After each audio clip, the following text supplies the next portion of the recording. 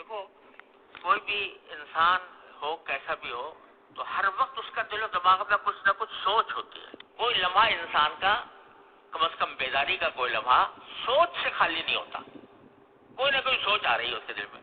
عام طور سے وہ سوچ بالکل ایسی فضول باتوں کی ہوتی ہے. کوئی اگر ہوتی ہے تو جو مسائل درپیش ہیں ان کو سوچتا رہتا ہے آدمی. وہ بھی نہ ہو تو ایسی فضول قسم کے خیالات بھی دل میں آتے رہتے ہیں, اچھے بھی برے بھی. کوئی انسان سوچ سے خالی نہیں اور اس کا کوئی لمحہ سوچ سے خالی نہیں. اس سوچ کو رخ موڑ دو اللہ تبارک و تعالیٰ کی طرف, اللہ تبارک و تعالیٰ کی طرف, اللہ تعالیٰ کے ذکر کی طرف, اللہ تعالیٰ کے نعمتوں کی طرف, اللہ تعالیٰ کے شکر کی طرف, اللہ تعالیٰ سے دعائیں مانگنے کی طرف, اللہ تبارک و تعالیٰ کے سامنے اپنی حاجتیں پیش کرنے کی طرف. سوچ کا رخ اس طرف موڑ دو, اور جو موڑو گے تو یہ رفتہ رفتہ کر کے وہ جو سوچیں ہیں ادھر ادھر کی وہ مزمحل ہو جائیں گی اور اللہ جل جلالہ کی سوچ انشاءاللہ غالب آ جائے گی. خود حضور اقدس سرور دو عالم صلی اللہ علیہ وسلم نے یہ دعا فرمائی ہے, مسنون عطیہ میں سے ہے اور بہت کثرت سے مانگنی چاہیے ہم لوگوں کو. فرمایا کہ اللہم اجعل وساوس قلبی خشیتک و ذکرک, اللہم اجعل وساوس قلبی خشیتک و ذکرک واجعل ہمتی ہوایا و ہوایا فیما تحب و ترضی. کہ اللہ میرے دل میں آنے والے خیالات کو اپنی خشیت اور اپنے ذکر کے اوپر کی طرف موڑ دیجئے. یعنی جو خیالات ہر وقت دل و دماغ کے اوپر چھائے رہتے ہیں وہ پتہ نہیں کہاں جا رہے ہیں, کس طرف مجھے لے جا رہے ہیں. اے اللہ آپ اپنے فضل و کرم سے میرے دل کے ان وسوسوں کو, میرے دل کے ان خیالات کو اپنی خشیت کی طرف اور اپنی یاد کی طرف متوجہ فرما دیجئے. وجعل ہمتی و ہوایا فیما تحب و ترضی, اور میرا ارادہ, میری خواہشات وہ ان چیزوں کی طرف موڑ دیجئے جو آپ کو پسند ہیں. یعنی اب تو پتہ نہیں خدا جانے کیا کیا خواہشات دل میں پیدا ہو رہی ہیں. کبھی دولت کی خواہش, کبھی شہرت کی خواہش, کبھی لوگوں کی تعریفوں کی خواہش, خدا جانے کیا کیا خواہشیں پیدا ہو رہی ہیں. اللہ آپ خواہشات کا رخ موڑ کر ان چیزوں کی طرف کر دیجئے جو آپ کو پسند ہیں. یعنی خواہشات کیا ہوں؟ خواہشات یہ ہوں کہ کاش میں اللہ تعالیٰ کی عبادت زیادہ کروں, اللہ تعالیٰ کا ذکر زیادہ کروں, اللہ تبارک و تعالیٰ کی طرف میرا دھیان رہے. خواہشات یہ ہوں کہ جب میں اللہ تعالیٰ کے سامنے حاضر ہوں تو اللہ تبارک و تعالیٰ مجھے جنت عطا فرمائے, اپنی رضا کامل عطا فرمائے, جنت کی نعمتیں عطا فرمائے.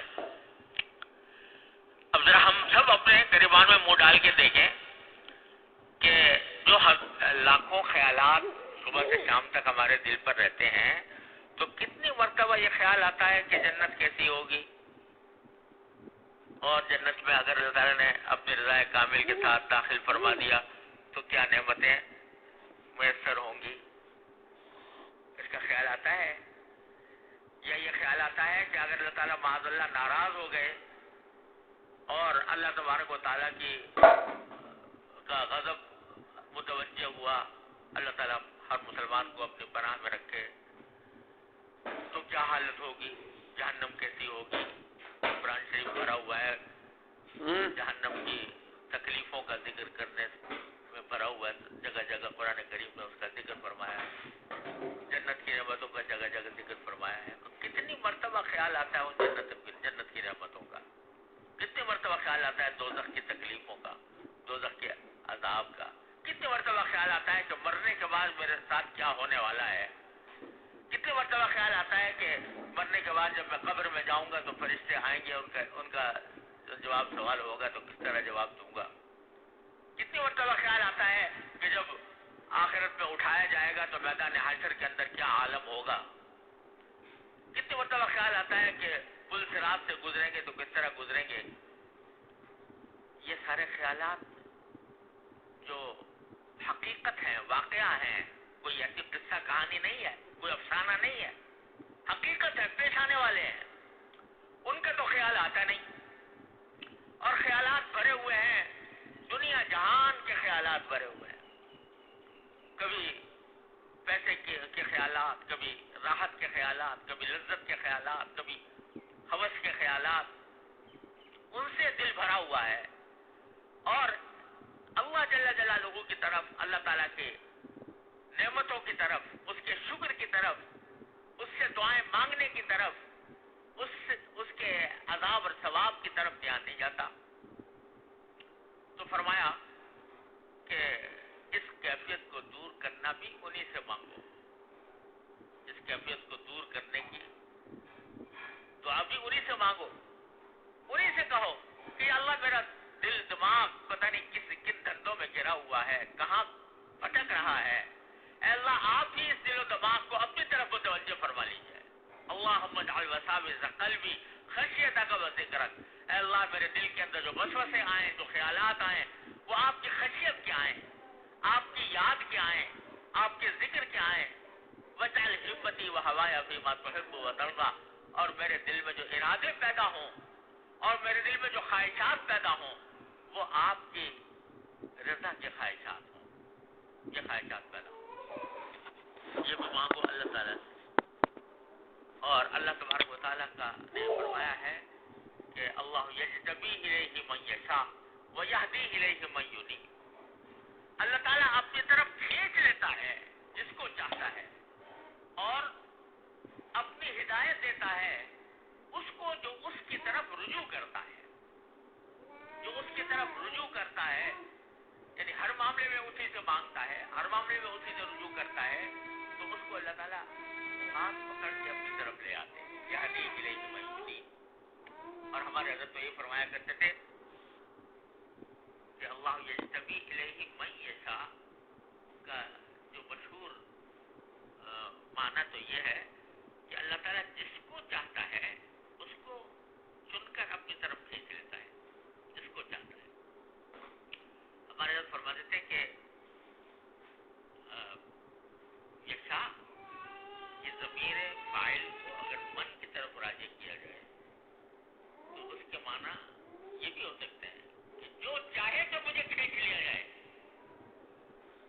جو یہ چاہتا ہو کہ اللہ تعالیٰ مجھے کھینچ لے اس کو اللہ تعالیٰ اس کو کھینچ لیتے ہیں.